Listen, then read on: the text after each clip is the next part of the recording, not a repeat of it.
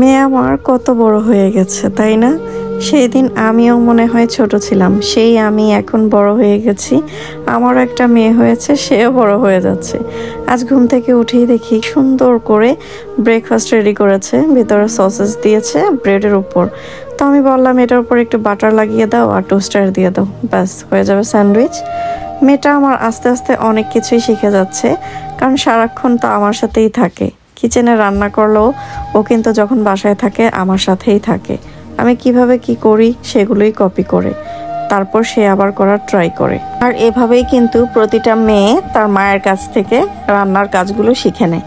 আমরাও যখন ছোট ছিলাম আমরাও আমার মায়ের কাছ থেকেই রান্না শিখেছি। আর আমাদের ভাই বোনেরা একদম ছোট থেকেই সব রান্না বান্না শিখে নিয়েছে।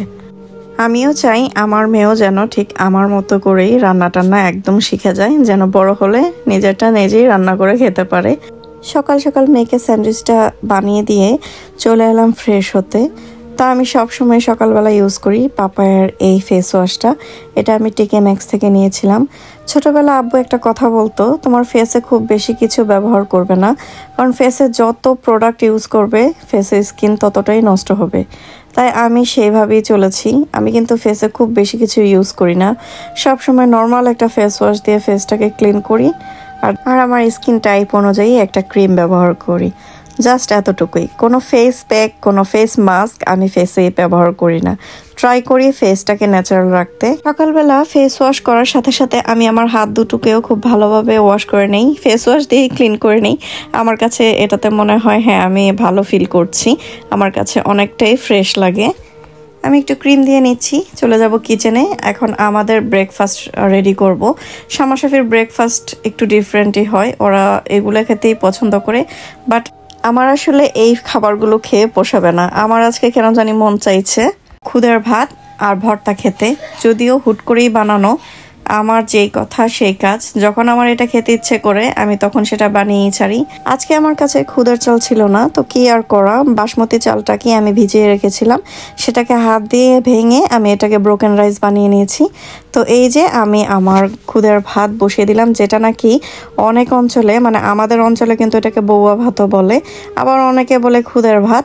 তো এটাকে জাস্ট আমি একটু পেঁয়াজ, শুকনা মরিচ আর আদা কুচি দিয়ে ভেজে, সে পোলাও যেভাবে রান্না করে ঠিক ওইভাবেই রান্নার ওয়েটা আমি ওইভাবেই রান্না করছি।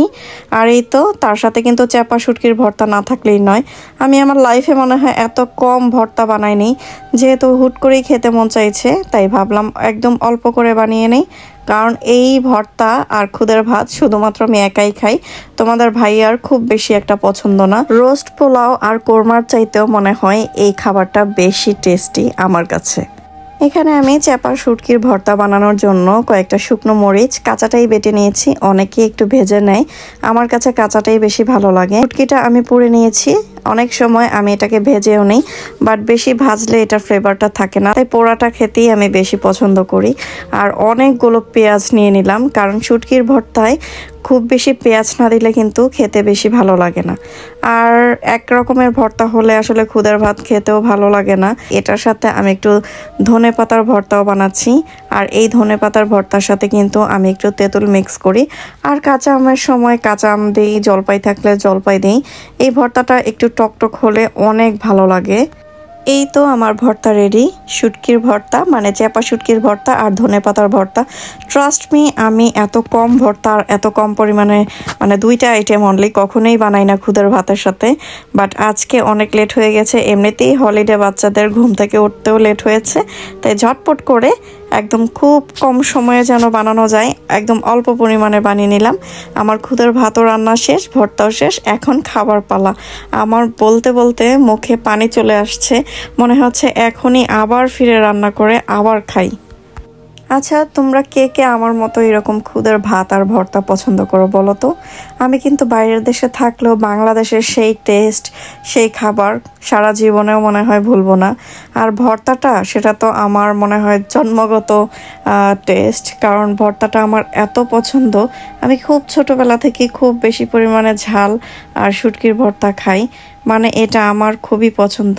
আমার আম্মু মাঝে মাঝে অনেক রাগ করতো, কারণ আমার আব্বু, আমি আর আমার বোনেরা খুব বেশি পরিমাণে ঝাল আর শুটকির ভর্তা পছন্দ করতাম। আমার আম্মু খুব বেশি একটা পছন্দ করতো না। মাঝে মাঝে তো আম্মু রাগ করে বলতো, তোমাদের জন্য আমারও এই ভর্তা খেতে হয়, এত ঝাল আমি খেতে পারি না, কিভাবে খাও তোমরা? আমার এই ঝাল খাওয়া দেখে আমার মেয়ে হাসছিল, মাম্মা তুমি কিভাবে এই গন্ধ যে শুটকিটা এটা খাচ্ছ? আমার মেয়ে তো তারপরও সামনে বসে আছে, আর আমার ছেলে একদম অন্য ঘরে চলে গেছে, কারণ ও শুটকির ফ্লেভারটাই নিতে পারে না, সামনে আসলেই বমি করে দেয়। বাইরের দেশে বাচ্চারা যেরকম আর কি।